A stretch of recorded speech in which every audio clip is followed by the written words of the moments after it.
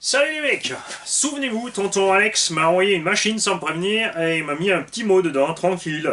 Je veux que ça soit prêt pour Noël pour mon petit. Il n'a pas dit je veux, mais évidemment, comme c'est pour le petit, il sait très bien que j'allais faire tout mon possible pour que ce petit ait un super petit Noël. Ou un grand Noël. Nous avons donc reçu un buggy vintage, hein, puisqu'il faut parler avec l'accent français. Un buggy vintage à transformer en brushless. Méfiez-vous quand vous faites ce genre de choses, quand c'est trop vintage, le travail souvent n'en vaut pas la chandelle, puisque à la moindre casse, tu es bloqué avec ta machine ensuite, puisque tu n'as plus de pièces. Tu cours aussi le risque que les plastiques soient trop vieux, et que de toute façon le véhicule ne puisse pas encaisser ce que tu as monté à bord. Nous avons donc reçu ceci, qui avait un châssis donc, qui a déjà été massacré pour essayer d'y monter des supports, ici tu vois. Ce qui n'a de toute évidence pas donné grand chose. On avait des amortos aussi catastrophiques. J'ai donc grâce à par un passe-partout des amortos de Thunder Tiger MTA4 dessus, ou MTA, ou ce que tu veux, enfin pas, non, MT4 S50 ou MTA4, MT4, je m'en sortirai jamais. Chez Timasso c'est le MGT. Dessus, on est un petit peu plus ferme sur l'avant, et bien souple à l'arrière avec ses amortos. Les 4 qui étaient dessus aussi avaient la même longueur, donc forcément on a une assiette un peu qui plonge vers l'arrière un tout petit peu de ce buggy. Il n'y a pas de butée de suspension pour le régler droit. Il va falloir les amortos un peu plus courts. Là on avait ça sous la main, ça fonctionne, donc on est content. A bord, je te mis un servo Spectrum qu'on avait reçu d'un tonton aussi, pignon métal déjà, Z590, suffit largement pour ce poids plume. On a un bac à lipo 3S de chez Oba. Là on a percé dans le châssis, fraisé et mis le petit bac ici avec 3 petites vis M3, ça suffira largement, c'est prévu pour rouler 2 et 3S. On a fait l'essai en 2S, on est à une petite trentaine de km/h. Le support moteur, on était une plaque en L, donc 4 trous aussi dans le châssis fraisé, et dans la plaque en L, on a fait des filetages en M4, c'est donc la plaque qui est directement fixée. Ça, c'est issu d'un moteur de bateau, enfin c'est un support de bateau, c'est pas super solide, mais ça suffit dans ce cas de figure-là. Ça c'est souple, donc tu peux le tordre un petit peu si tu t'es merdé sur la station haute, mais c'est pas fait pour faire le bourrin, c'est vraiment fait pour rouler cool. A bord, le moteur Connect 2750 kV avec son vario qui va avec, permet donc de rouler 2 et 3S. Comme il y a beaucoup de kV et quand l'engin est relativement lourd, après ça va, on est plus léger en fait qu'un Pirate 8.6 quand même, c'est clair.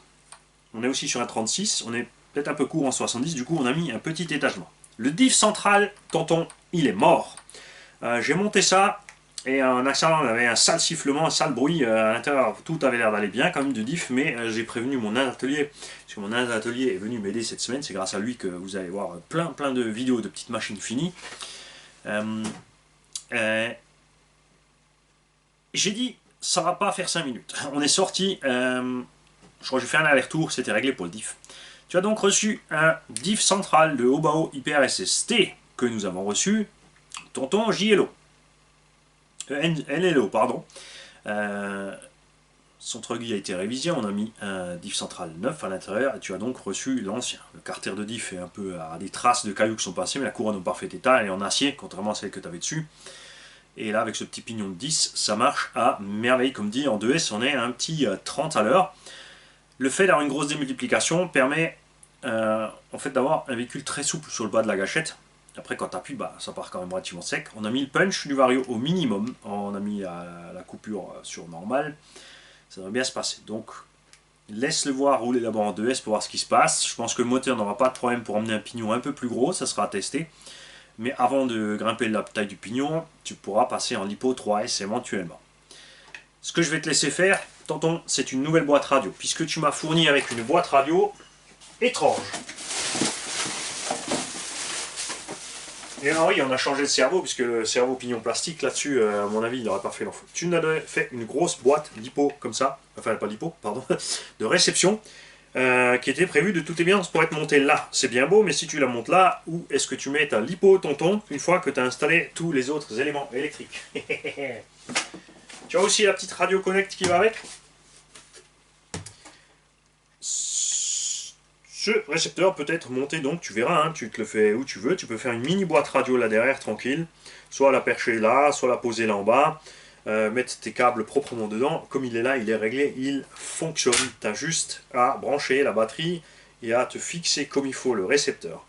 Ça, je sais, ce ne sera pas un problème pour toi, puisque tu as l'imprimante 3D, tu te feras un petit boîtier tranquille adapté. C'est pas la peine d'aller partir ensuite sur un moteur avec moins de kV ou plus de puissance dans ce type de construction, parce qu'à un moment ou l'autre, elle va lâcher.